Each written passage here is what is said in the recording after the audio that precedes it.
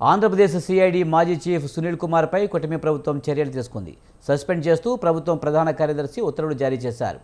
2019 నుంచి 2024 వరకు ప్రభుత్వ అనుమతి లేకుండా విదేశాలకు వెళ్లడం, ట్రావెల్ ప్లానింగ్కు విరుద్ధంగా విదేశాల్లో పర్యటించినట్లు ఆయనపై ఆరోపణలు వచ్చాయి.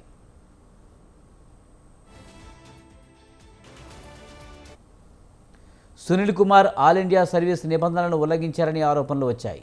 దీంతో రెవెన్యూ శాఖ ప్రత్యేక కార్యదర్శి ఆర్పి సిసోదియా నేతృత్వంలో విచారణ కమిటీని ప్రభుత్వం ఏర్పాటు చేసింది. ప్రాథమిక సాక్ష్యాధారాలు నిర్ధారణ కావడంతో సునీల్ కుమార్ను సస్పెండ్ చేయాలని ప్రభుత్వం నిర్ణయించింది. ఫైర్ సర్వీస్ డీజీగా సిఐడి చీఫ్గా ఉన్నప్పుడు అక్రమాలకు పాల్పడ్డారని సునీల్ కుమార్పై టీడీపీ తీవ్ర ఆరోపణ చేసింది. వైసీపీ హయాంలో జగన్కి పూర్తి అనుకూలంగా పనిచేశారని ఆరోపించారు. అదేవిధంగా మాజీ ఎంపీ, ప్రస్తుత ఏపీ డిప్యూటీ స్పీకర్ రఘురామకృష్ణరాజుపై custodial torture case Sunil Kumar ఎదుర్కొంటున్నారు.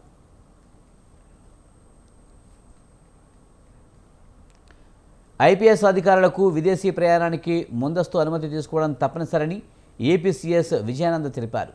ప్రభుత్వ విధానాల ప్రకారం రాష్ట్ర ప్రభుత్వాలకు విదేశీ ప్రయాణానికి అనుమతి ఇచ్చే హక్కు ఉందని చెప్పారు. అయితే డీఓపీటీ మార్గదర్శకాల ప్రకారం ముందుగా అనుమతి తీసుకోవాలని తెలిపారు. పోలీస్ వ్యవస్థలో క్రమశిక్షణ ముఖ్యమైనదన్నారు ఆయన.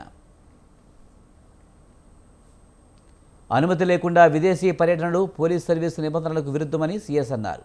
ఐపీఎస్ అధికారులు అధిక సున్నితమైన సమాచారాన్ని కలిగి ఉంటారని, అనుమతి లేనిదే పర్యటనలు జాతీయ భద్రతకు ప్రమాదం కలగవచ్చునని పేర్కొన్నారు.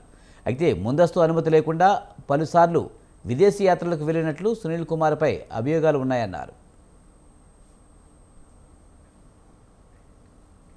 అఖిల భారత సర్వీస్ ఉద్యోగుల కోడ్ ఆఫ్ కాండక్ట్కు వ్యతిరేకంగా సునీల్ వ్యవహరించినట్లు భావిస్తూ డీజీపీ ర్యాంకులో ఉన్న ఐపీఎస్ అధికారి పివి సునీల్ కుమార్పై ప్రభుత్వం సస్పెన్షన్ వేటు వేస్తుందని ఆయన చెప్పారు.